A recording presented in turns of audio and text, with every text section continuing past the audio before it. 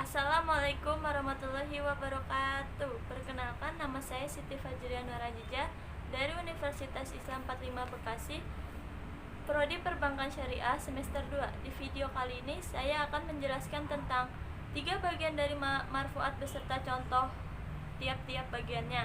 Yang kedua, menjelaskan tentang ma'ful mutlak, maf'ul bil, maf'ul fi'ih, ma'ful liyajlih, dan ma'ful ma'ah beserta contohnya. Yang ketiga, menjelaskan tentang hal, tamyiz, istisna, bi'illah, dan fi'il mudhari mansub beserta contohnya. Dan yang keempat, menjelaskan tentang na'at, taukid, dan badal beserta contohnya dan tiap-tiap bagiannya. Dan yang kelima terakhir, menjelaskan kana wa akhwatuha dan inna wa akhwatuha dan beserta contoh-contohnya. Yang pertama di sini tentang marfu'at asma. Marfu'at asma adalah isim-isim yang dibaca rofa. Dalam ilmu nahwu, rofa adalah keadaan di mana sebuah kata dibaca dengan harokat domah ataupun di akhir kata ada huruf wawu, alif, atau nun. Isim-isim yang dibaca rofa itu terdapat 7 posisi. Yang pertama fa'il, yang kedua naibul fa'il, yang ketiga mubtada, yang keempat khobar, yang kelima isim kana, yang keenam khobar ina, yang terakhir tawabi lil marfu. Yang pertama ada fa'il. Fa'il adalah isim marfu yang terletak sesudah fi'il maklum atau kata kerja yang subjeknya disebutkan dalam kalimat untuk mengindikasikan pelaku dari sebuah pekerjaan. Fa'il dibagi menjadi 2 bagian, yaitu domir dan mudmar. Yang pertama domir. Domir adalah lafaz yang menunjukkan pada yang disebutkan tanpa ikatan, yaitu nama orang dan untuk nama laki-laki. Contohnya zahabu Muhammad, artinya Muhammad telah pergi. Contoh yang kedua Zaya tolibu, artinya siswa itu telah datang. Yang ketiga Qala Zaidun, artinya Zaid berkata.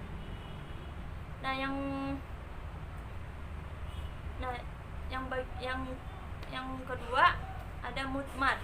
Mudmar ialah lafaz yang menunjukkan kepada kata ganti orang yang berbicara atau domir mutakalim, kata orang yang diajak berbicara, atau domir mukhotob, atau kata orang ganti yang tidak ada, yaitu dia dan mereka, atau domir goib disebutnya.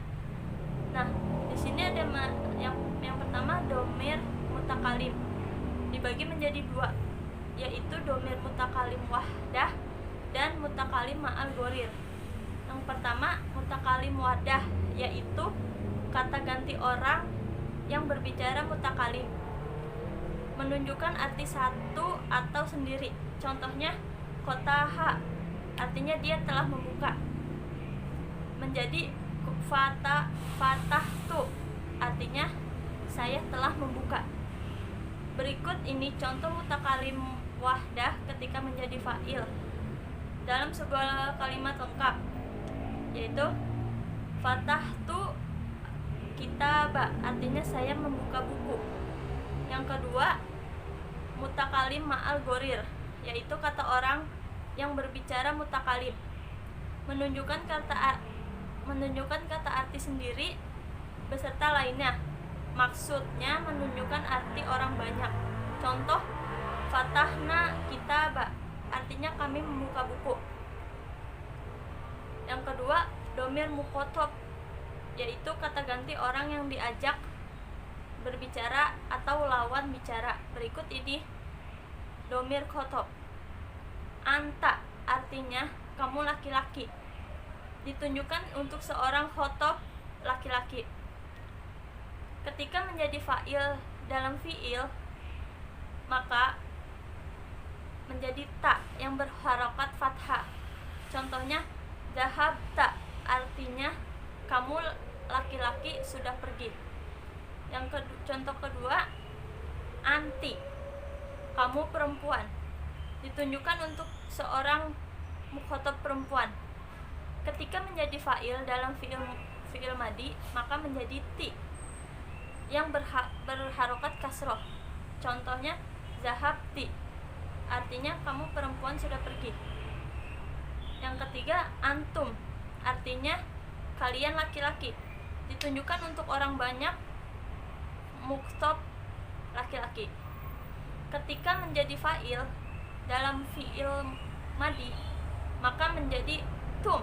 Contohnya dhahabtum, artinya kalian laki-laki sudah pergi. Di sini ada domir goib, yaitu kata ganti orang yang tidak ada atau goib, yaitu dia dan mereka. Berikut ini domir gaib. Dhahaba, artinya dia laki-laki telah pergi. Yadhabu, artinya dia laki-laki sedang pergi. Dhahabat, artinya dia perempuan telah pergi. Tadhabu, artinya dia perempuan sedang pergi. Huma, mereka berdua, ditunjukkan kepada orang yang tidak ada atau goib, baik laki-laki maupun perempuan.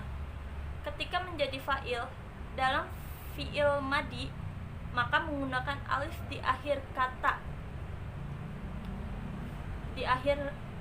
Contohnya dhahaba, mereka berdua telah pergi. Sedangkan ketika menjadi fa'il dalam fi'il mudhari, maka menggunakan huruf ya di awal kata dan ditambahkan huruf alif dan nun di akhir kata. Contoh, yadhhabani, artinya mereka berdua sedang pergi.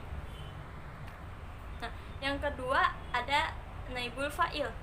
Naibul fa'il adalah isim yang harus marfu dan ditempatkan setelah fi'il mabni majhul yang awalnya adalah posisi fa'il yang dihilangkan. Contohnya hujima adu wasoli jumlah hajama sunal adam, artinya musuh dikalahkan. Asalnya adalah tentara kami mengalahkan musuh. Kalimatnya zaisuna dihilangkan karena dianggap pendengar sudah mengetahuinya. Kemudian kalimat aduwu menempati posisinya, dan setelah itu pola fi'il diubah ke dalam pola mabni majhul dengan cara mendomahkan huruf awal dan mengkasrohkan huruf sebelum akhir pada fi'ilnya. Hal ini mirip dengan membentuk kalimat pasif dalam bahasa Indonesia. Yang ketiga ada mubtada. Mubtada secara bahasa artinya yang berada di awal, sedangkan secara istilah mubtada adalah setiap isim atau kata benda yang berada pada awal kalimat. Mubtada terbagi menjadi dua, yaitu yang pertama mubtada sahrir atau mubtada yang jelas. Yang kedua, di sini artinya yang mencakup semua isim isim dohir atau kata benda yang tampak. Contohnya Zaid koimun, artinya Zaid berdiri, dan juga terdiri dari isim domir atau kata ganti. Contohnya huwa muhtahid, artinya dia bersungguh-sungguh. Di sini juga ada anta muhlis, artinya kamu ikhlas. Mubtada muawwal dan an dan fiilnya maksudnya adalah mubtada yang terdiri dari an dan fiil, maka jadilah masdar muawwal atau fiil kata kerja yang mempunyai kedudukan seperti isim atau kata benda. Nah, karena berawalan an ini sudah mempunyai kedudukan seperti isim, maka dia berhak menjadi mubtada, yang mana syarat utamanya mubtada adalah harus berupa isim atau kata benda. Contoh mubtada muawwal, wa antasumu khairun lakum, artinya dia berpuasa lebih baik bagimu. Nah, yang kedua ini saya akan menjelaskan tentang maf'ul mutlak, maf'ul bil, maf'ul fi'ih, maf'ul li ajli, dan maf'ul ma'ah beserta contohnya. Nah, yang pertama ada maf'ul mutlak. Maf'ul mutlak ialah isim atau kata benda yang dibaca nashab yang berada pada urutan yang ketiga dari tasrifan fi'il. Maf'ul mutlak juga isim dibaca nashab dan bertujuan untuk penegasan dan penjelasan jenis serta jumlah perbuatannya. Di sini ada macam-macam maf'ul mutlak. Yang pertama ada masdar lafzi, yaitu bila mana lafaznya masdar sesuai dengan lafaznya fi'il. Contoh, fataltuhu fatla, artinya saya benar-benar telah membunuh Zaid. Nah, yang kedua ada masdar maknawi. Masdar maknawi yaitu bila mana masdar sesuai dengan arti fi'il tetapi tidak sesuai dengan lafaznya. Contoh, jalastu qu'udan, artinya saya duduk dengan sungguh-sungguhnya. Contoh yang kedua ada qubtu wuqufan, artinya saya berdiri dengan sesungguhnya. Masdar qu'udan yang menjadi maf'ul mutlak artinya sama dengan arti fi'il. Lafadznya jalastu, maknanya duduk, tetapi tidak sama dengan dalam lafadznya. Begitupun dengan lafadz wuqufan dengan kumtu. Oleh sebab itu disebut masdar maknawi. Nah, yang kedua menjelaskan tentang maf'ul bil. Maf'ul bil adapun definisi dalam ilmu nahwu ialah isim mansub atau yang dibaca nasab yang menjadi sasaran tindakan atau objek. Maka jelas sekali yang dimaksud maf'ul bih menurut arti seistilah ialah isim mansub di mana posisinya menjadi saran tindakan si pelaku. Maf'ul bih terbagi atas dua bagian, yakni maf'ul bih isim zohir atau nampak, yang kedua isim domir atau kata ganti. Di sini ada kita bahas maf'ul bih isim zohir dulu.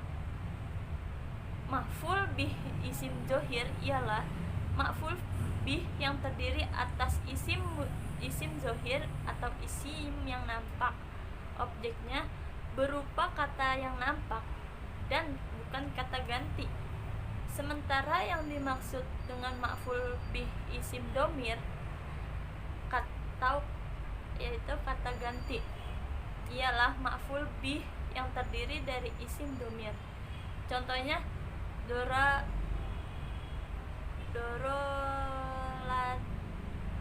artinya dia laki-laki sudah memukulku. Lafadz doroba ialah fi'il madi, sementara fa'ilnya ialah domir mustatir atau disembunyikan.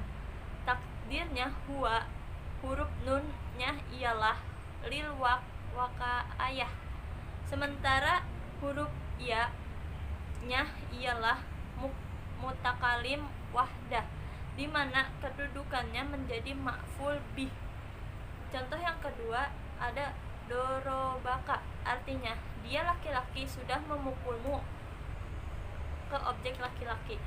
Lafadznya doroba ialah fi'il madi. fa'ilnya mustatir, andai ditakdirkan menjadi huwa dan huruf ka-nya menjadi maf'ul bih. Yang ketiga, menjelaskan tentang maf'ul fi'ih. Maf'ul fi'ih ialah isim mansub yang menyatakan tempat atau masa-masa terjadinya sebuah perbuatan atau pekerjaan, atau sebagai jawaban dari pertanyaan kapan atau di mana. Disebut dzaraf zaman bila mana berkaitan dengan masa-masa terjadi perbuatan, dan dinamakan dzaraf makan bila mana berkaitan dengan lokasi terjadi perbuatan. Pembagian maf'ul fi'ih atau dzaraf. Adapun pembagian dzaraf terdapat dua bagian. Yang pertama, mutasorif, artinya lafaz yang terkandung bermanfaat sebagai zaraf dan pun tidak. Contoh sebagai zaraf yaitu sumtu yauma isnain, artinya aku saum atau puasa pada hari Senin. Contoh bukan sebagai zaraf ialah yaumul jum'ati yaumun mubarakah, artinya hari Jumat ialah hari yang berkah. Yang kedua, ada ghairu mutasorrifa, artinya lafaz-lafaz yang hanya dipakai untuk dzaraf atau majrur dengan min, laksana inda, qabla dan ba'da.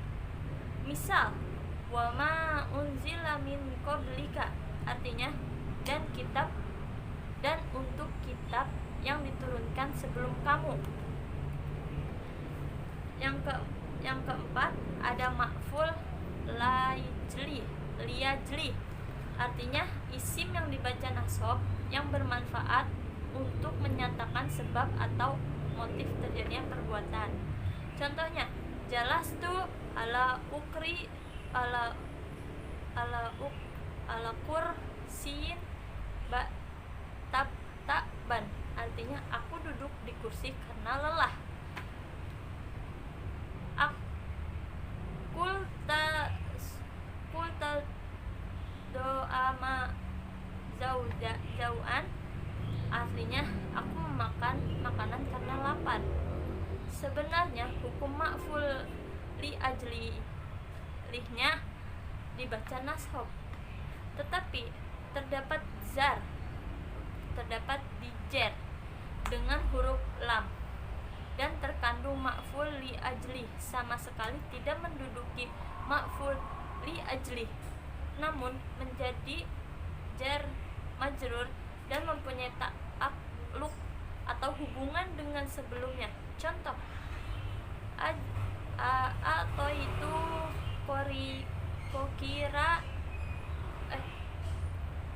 contohnya,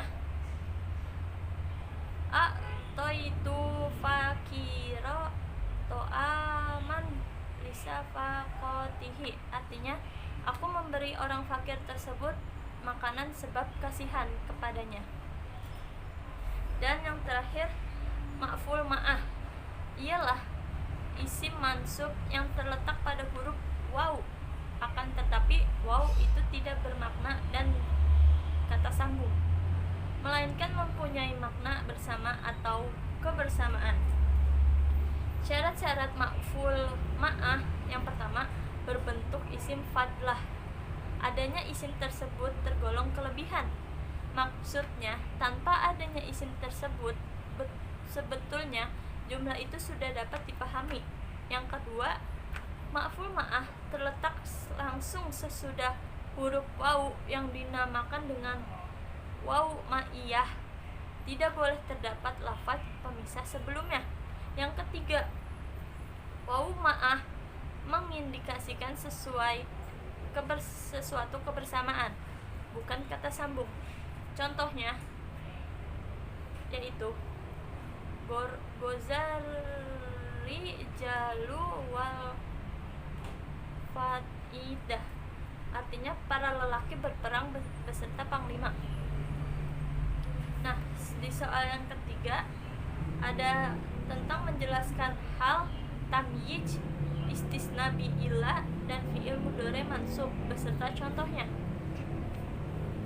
Yang pertama ada hal. Hal adalah isim mansub yang menyatakan keterangan suasana yang samar. Ada kalanya menjelaskan suasana fa'il. Misal, ja'a jaidu rokiba, artinya Zaid sudah datang sambil berkendara. Lafadznya zakiban, berkedudukan sebagai hal dari lafadz ja'a. Pembagian hal dan contohnya. Hal terdapat 3, yaitu hal mufrad, artinya hal yang terdiri dari satu kata. Contohnya, wayan kolibu ilaha lihi masruro, artinya dan dia berpulang pada kaumnya dengan bergembira. Quran surat Al-Istiqaq ayat 9. Yang kedua ada hal jumlah. Hal jumlah ini hal yang terbentuk dari kalimat. Contoh, ro'aitu ustaza yabda'u darsa, artinya saya menyaksikan bapak guru mengawali pelajaran. Yang ketiga ada hal sibhul jumlah, halnya yang menyerupai kalimat. Contoh, yudi'u misbahu aulahu, artinya lampu menerangi sekitarnya. Yang kedua ada tamyiz. Tamyiz adalah sebuah kata atau lafaz yang dibaca mansub, yang bermanfaat menjelaskan isim yang samar pada suatu kalimat. Tamyiz dipecah menjadi 2 bila disaksikan dari mumayyiznya, yakni mumayyiz malfud dan mumayyiz malhud.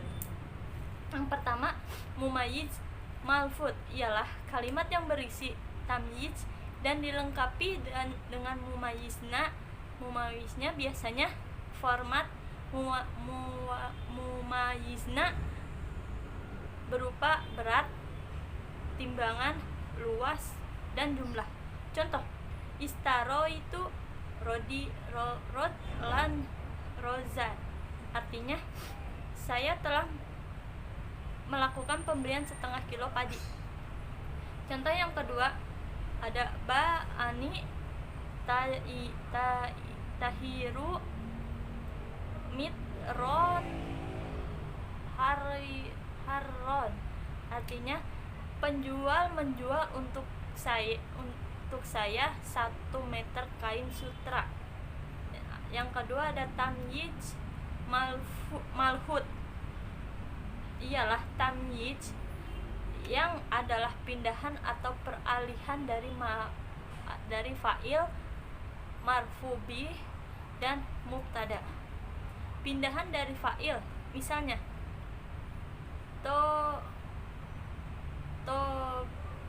toliba jaid huluko, asalnya ialah toiba huluk zaid, dengan mengalihkan fa'il kholak ke belakang dengan dijadikan tamyiz. Yang kedua, pindahan dari marfu bih, wa fajarna al-qarda aifana, aslinya ialah fajarna aifa na urda, ma'ful bih aina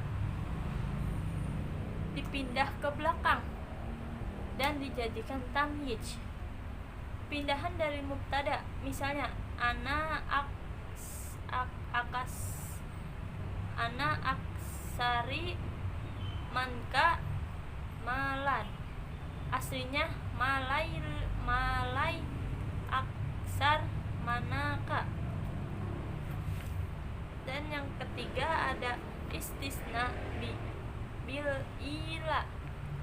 Istisna adalah mengecualikan dengan adat ila atau satu dari saudara ila terhadap lafaz yang masuk dalam hukum lafaz sebelum ila, baik pemasukan hukum tersebut kategori hakiki atau takdiri.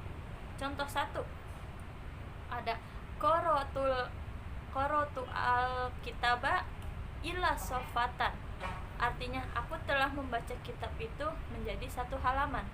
Lafaz sofatan dikeluarkan atau dikecualikan dari hukum lafaz sebelum adat ila, yaitu hukum membaca atau lafaz qorotu, karena ia termasuk dalam hukum tersebut. Pemasukan seperti ini disebut hakiki karena sofatan bagian dari Alkitab, maka pengecualian seperti ini dinamakan mutsana mutasil.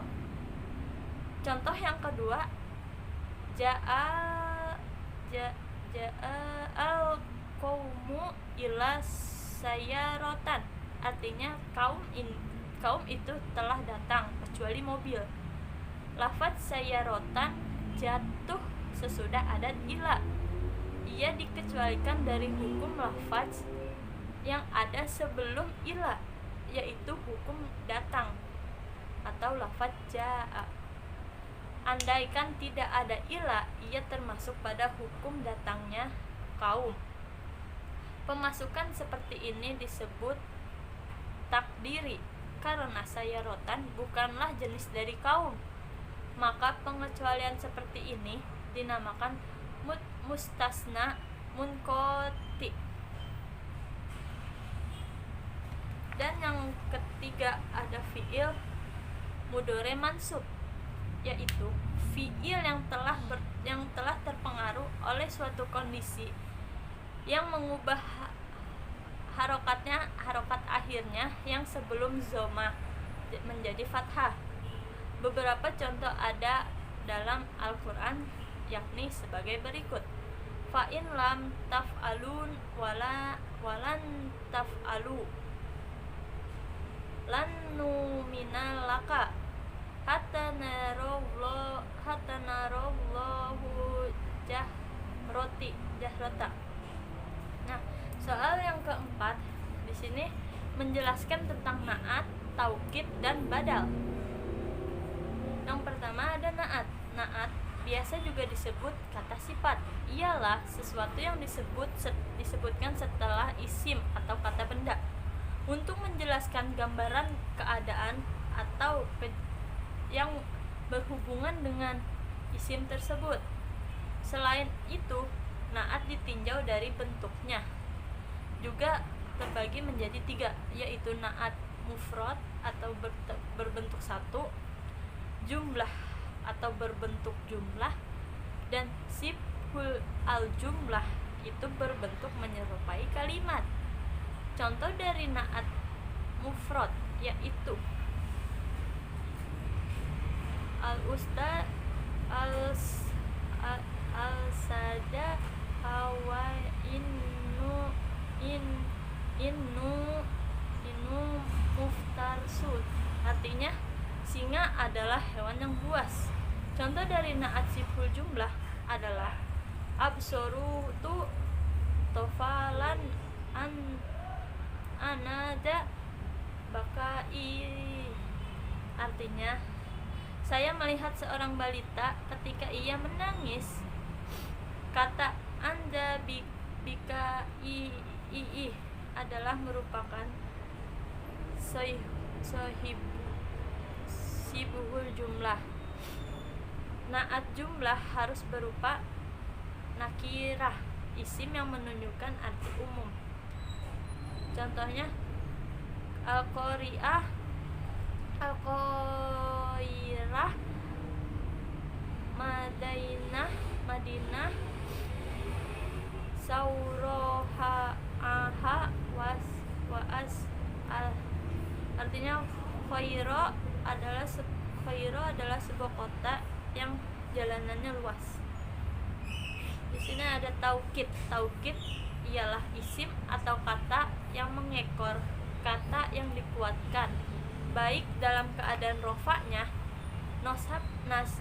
nasabnya, kofatnya, dan ma'rifatnya. Taukid adalah pengulangan yang dimaksudkan guna menetapkan keadaan yang diulang tersebut di hati pendengar supaya yakin dengan apa yang sudah diucapkan. Yang pertama ada taukid maknawi, dengan kata lain pengukuhan dari sisi maknanya saja. Adapun lafaz-lafaz yang dipakai, misal yang pertama an-nafsu, misal ja'a zaudun nafsuhu. Yang kedua al-ainu, misalnya ja'a zaidun ainuhu. Yang kedua ada taukid lafzi, taukid yang dilaksanakan dengan duplikasi lafaz laksana isim, fiil, huruf ataupun jumlah. Contohnya za'a ali. Adapun taukid lafzi terbagi menjadi, yang pertama isim dorir laksana.